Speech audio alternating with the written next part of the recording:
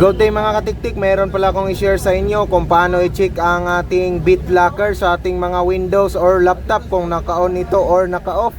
So napakadali lang mga katiktik, just follow my instruction.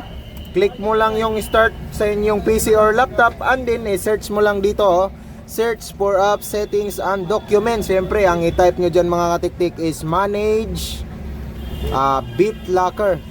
So dito mo malalaman. Ayan so dito nagsasuggest na po siya manage BitLocker. So i-click lang po natin ito. Yan, click lang natin. Medyo nilakasan ko yung boses ko kay maga pa full charge pa yung volume ko mga katiktik. So dito natin makikita, tingnan nyo, BitLocker off.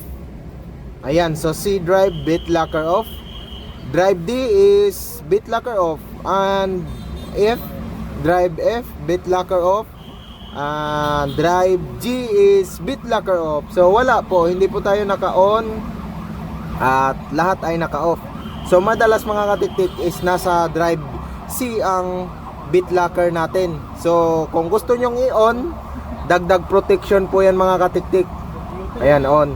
Ito yung i-click nyo kung gusto nyong i-on. So kung hindi naman, katulad sa akin, kung bakit to chinek, kasi nga pagkatapos ko ma-format is meron siyang humaharang na mga nakasulat, gusto nyo makita. So i-restart ko muna para makita nyo. Pero this time hindi letter N yung pipindutin ko kasi na-check ko na siya na naka-off yung BitLocker. Nagtatatlong isip kasi ako kung i-yes ko or no dahil di ko pa na-check kung on ang BitLocker or off. Ngayon is naka-off naman, na-check natin. Kaya ko siya i-yes na sa ngayon. So yun, ipapakita ko sa inyo. Ito yung nakasulat. We detected a new processor which will change the data structure of storage space for firmware TFM. So yun, if you did not apply TFM function, please press yes to continue. Why? Yun, ito yung why na ito, nasa keyboard mo to pipindutin. Otherwise, please follow instruction below. Press Y to reset FTFM. If you have BitLocker or encryption enabled, the system will not boot without a recovery key. So kaya ko siya chinek mga katiktik kung naka-off yung BitLocker natin. So naka-off naman siya. So ito yung lagi kong pinipindot dati. Press N to keep previous FTFM record to continue system boot. Yan. FTFM will not able in new processor. You can swap back the old processor to recover TPM related case and data. So ngayon yes ang pipindutin natin. Why? Kasi hindi naman naka-ano mga katiktik, hindi naman naka-on ang ating BitLocker. So ito yung letter Y. Yan. Pindutin na natin. Yan, Y. O yun. So tingnan natin ano mga mangyari mga katiktik kasi mare-reset daw ang kanyang TPM.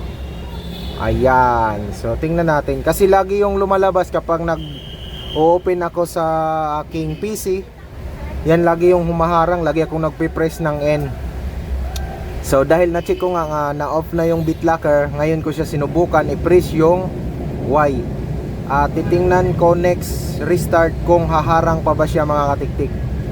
Ayan siya.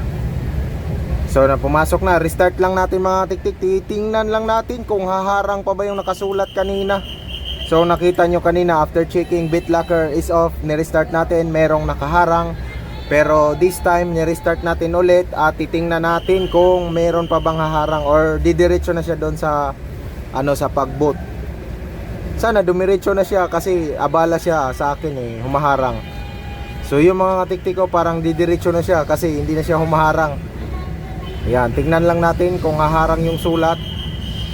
Yon mga katiktik, congrats to Leon. Yan, okay na ang ating PC. Congrats to Leon sa ating lahat. Sana may natutunan kayo. Alright, goodbye at see you on my next vlogs.